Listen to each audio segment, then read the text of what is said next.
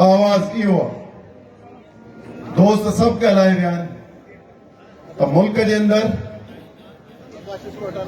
जेको 2-2.5 साल पहिरीं इंतिज़ामी तब्दीली करे ऐं आइन जे अंदरि असेंबली जे अंदरि तब्दीली आंदी ऐं ॿुधायो वियो त हाणे जमहूरी तब्दीली आंदी अथऊं। हाणे मुल्क खे सही कंदासूं ऐं असांजे मुहाफ़िज़नि चयो त जेको हाणे ॾिसूं पिया त बाबा हाणे तव्हांजी हिनखे सुधारींदासूं। हाणे सुधारे जेॾीमहिल अॼु पहुता आहियूं त छा वञी सूरत हाल थी आहे। असांखे पीपुल्स पार्टी नून लीग ऐं ॿियनि 2023 में एक्ट पास करे ऐं SIFC जे नाले में इहो चयो वियो त हाणे सूबा मर्कज़ जी हुकूमत अलॻि हूंदी पर मिल्कियत जेका मुल्क जी आहे उन ते फ़ैसिला इहो इदारो कंदो। इहो अचोम इन्हनि कयो। वरी उनजे अमल दरामद लाइ सौदेबाज़ी कयूं। सौदेबाज़ी कहिड़ी कयूं? बाबा टपड़ मिल्कियत तव्हांखे लिखी ॾींदासूं, तव्हां असांखे इक़्तिदार माणियो। अॻे पोएं दरवाज़े खां अंदो त दुनिया खे ॾेखारण लाइ इलेक्शन जो ढोंग कयो ऐं डिप्टी कमिश्नर जे मार्फत 40 इलेक्शन जे ज़रिए ही मुल्क ते निज़ाम आयो। इक़्तिदार में वॾो हिसो पीपलनि खे ॾिनो।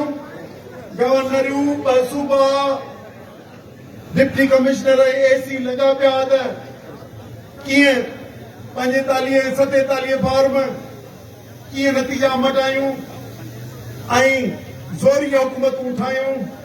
हुननि खे चयो बाबा तव्हांजो इत्तिसाब कोन थींदो, तव्हां हुकूमत में करप्शन करियो, असांखे रुगो पंहिंजा टपड़ लिखी ॾियो। बाबा टपड़ कहिड़ा? ज़मीन लिखी ॾियो, पाणी लिखी ॾियो, कोयलो लिखी ॾियो, एनर्जी लिखी ॾियो, पेट्रोलियम लिखी ॾियो, सामूंडी पट्टी लिखी ॾियो, शहर लिखी ॾियो, हितां जी टूरिज्म लिखी ॾियो, कारखाना लिखी ॾियो।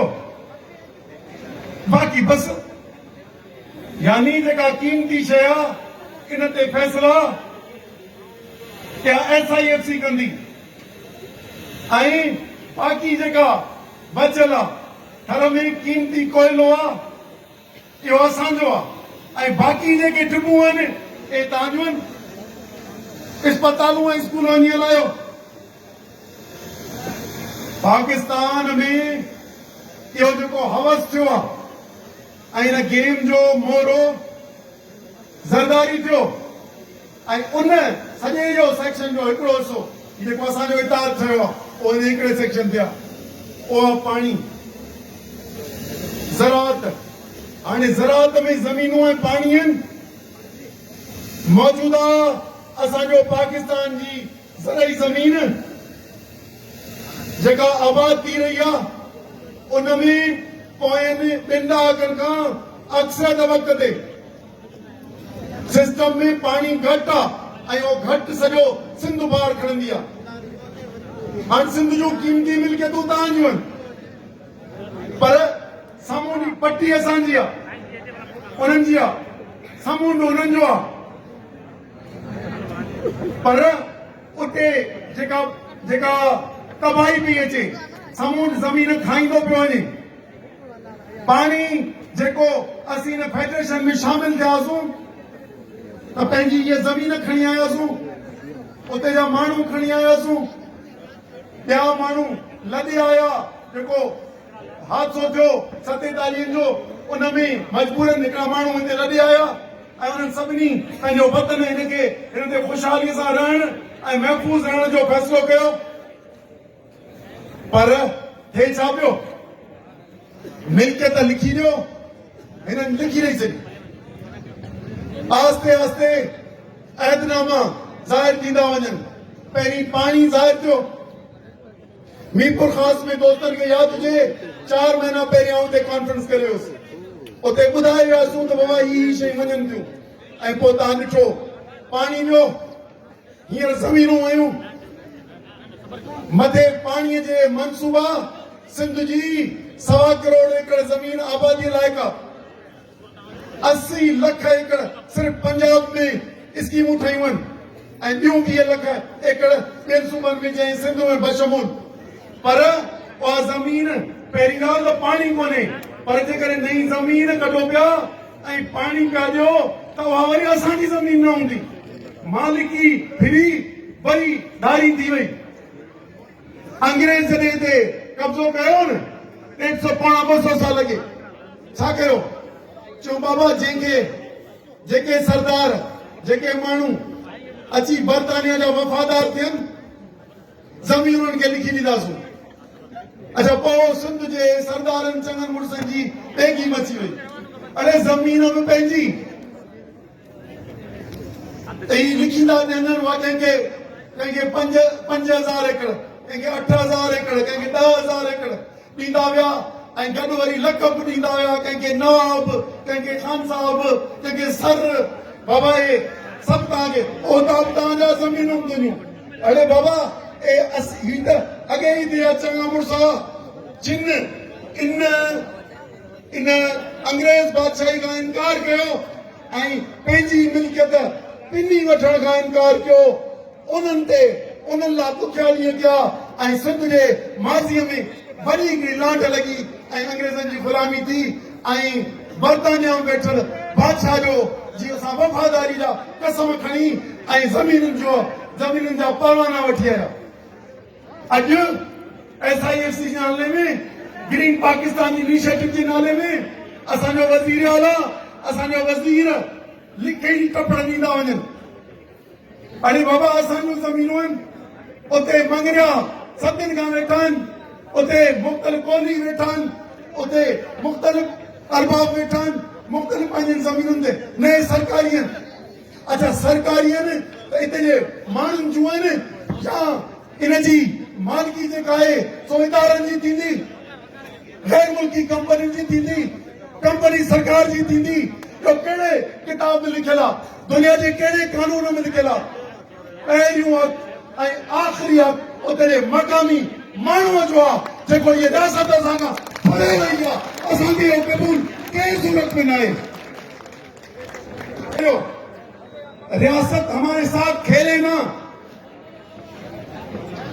ये 40 मैंडेट वाले हुक्मरान, करप्ट हुक्मरान किसी को वजीर आजम बना दिया, किसी को वजीर आला बना दिया, इसको सूबे दे दिए और कह दिया कि भाई उनके कि भाई माल लिख के दे दो। इन्होंने लिख दिया। लेकिन आपको बताएं ये करोड़ों सिंध के आवाम ये फैसले जो सिंध हुकूमत करे, पाकिस्तान हुकूमत करे या कोई भी एस्टेब्लिशमेंट करे, हम किसी सूरत में कबूल नहीं करेंगे। हम इसके मालिक हैं। तव्हां दोस्त ले आया आहियूं जिन वोट ॾिना हूंदनि हिननि खे पिपलनि खे। वञो पंहिंजे MPA खे चओ, पंहिंजे MNA खे चओ त बाबा वञो असांखे इहो क़बूल न आहे। वञी चओ सूबाई असेंबली खे, पंहिंजी सिंध जी हुकूमत खां वञो क़ौमी असेंबलीअ में, वञो सेनेट में, असां तव्हांखे वोट ॾिनो आहे। वञी चवनि त इहो कैनाल असांखे मंज़ूर न आहिनि, ही ज़मीनुनि जी अलॉटमेंट असांखे मंज़ूर न आहे। जेकॾहिं गैरत आहे जिन में तव्हांजे पाड़ेदार उन्हनि खे चओ। ये गैरत हुननि खे त आहे कान, पर जेकॾहिं जिन खे बि गैरत आहे त उहे वञनि ऐं पंहिंजे MPA MNAs खे चवनि। ऐं जेकॾहिं न चवनि त तयारी करियो। जे हू गैरत नथा ॾेखारीनि त तव्हां असां तयारी करियोसीं तव्हांजे इरादामनि में। अचो अचो त हिननि गैरत खां वांझियल MPA MNA सिंध हुकूमत ऐं सदारती महल सेनेट में वेठल माण्हुनि खे गैरत जे ज़रिए इन्हनि खे ॾींहं जा तारा ॾेखारियूं हिते सियासत में घेराव करे हितां नेकाली ॾियण जी तयारी कयूं। उनजे करे लखे माण्हू असांजो थियो आहे, घणा माण्हू हलाईंदा हुजनि, यार कुझु थींदो कोन, ताक़तूं हिकिड़े पासे आहिनि, अड़े ताक़तूं बंदूक जूं जाली जाली मैंडेट जूं ताक़तूं छा थींदियूं आहिनि? ताक़तूं भले तव्हां वटि हुजनि, कलम जो बंदूक जो ज़ोर भले तव्हां वटि हुजे, पर असीं आवाम जे ज़ोर ते लखे करोड़े माण्हू तव्हांजी दावेदारी खत्म कंदासूं पन्ना फाड़े तव्हांजे मुंहं में हणंदासूं। हमारी ये भी गुजारिश है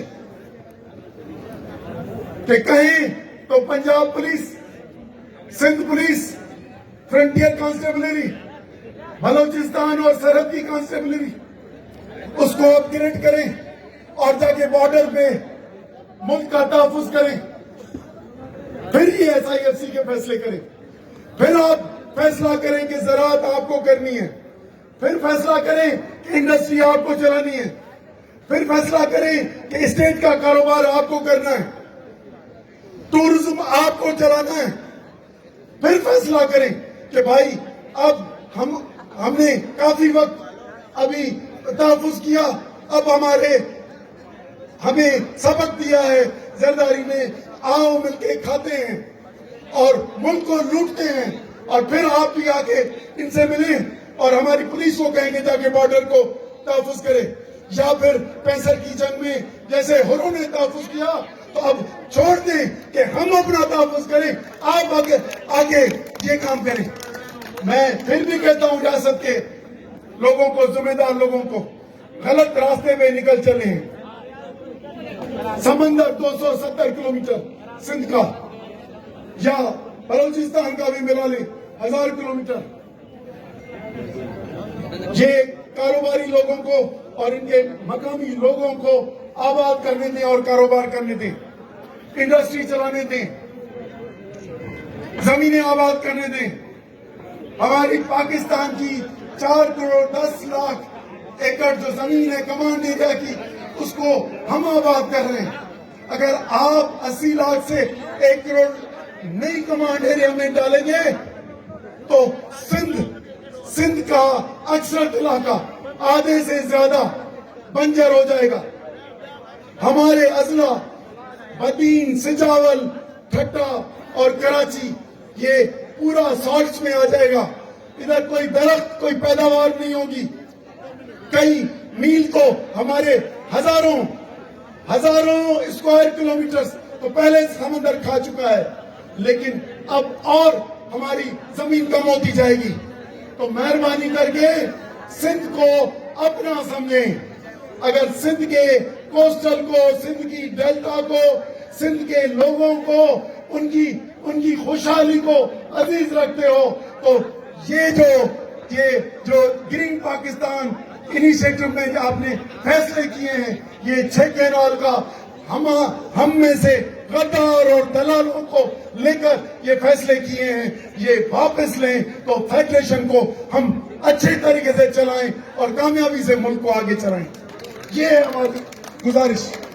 लेकिन अगर करप्ट ब्यूरोक्रेसी, करप्ट पॉलिटिशियन और करप्ट सिविल मिलिट्री ब्यूरोक्रेसी ये फैसला किया है कि मुल्क की इकोनॉमी खुद चलाएंगे, मिल्कियत के मालिक वो होंगे, तो फिर मुल्क का खुदाई हाफिज ऐसे भाई नहीं चलता। इसलिए हम आपसे भी गुजारिश है, तव्हांखे भी वधा चऊं दोस्तन के त डिगी जिदोजहद लाइ तयार थियो।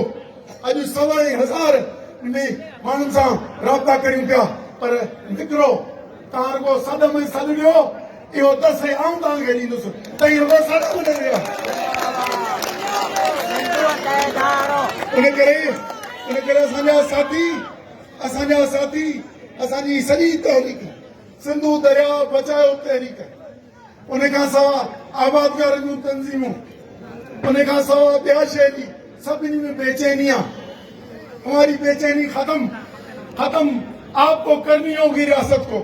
जेकर नथा कन तो पंहिंजी तैयारी करो इंशाल्लाह।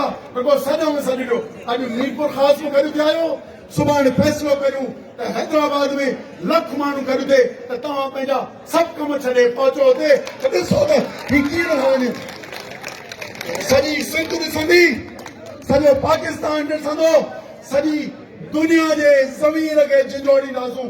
सॼी दुनिया जे अॻियां लखे माण्हू जॾहिं निकिरी पिया त का ताक़त इन मंसूबनि खे कामयाब थियण न ॾींदी। इंशाल्लाह पाण फातिह थींदासूं ऐं ही पंहिंजो जेको कारवां हली पियो आहे इंशाल्लाह इहो नतीजा वठी सिंध जे माण्हुनि जी मिल्कियत ज़मीनूं ऐं पाणी बचाईंदो। महिरबानी जी।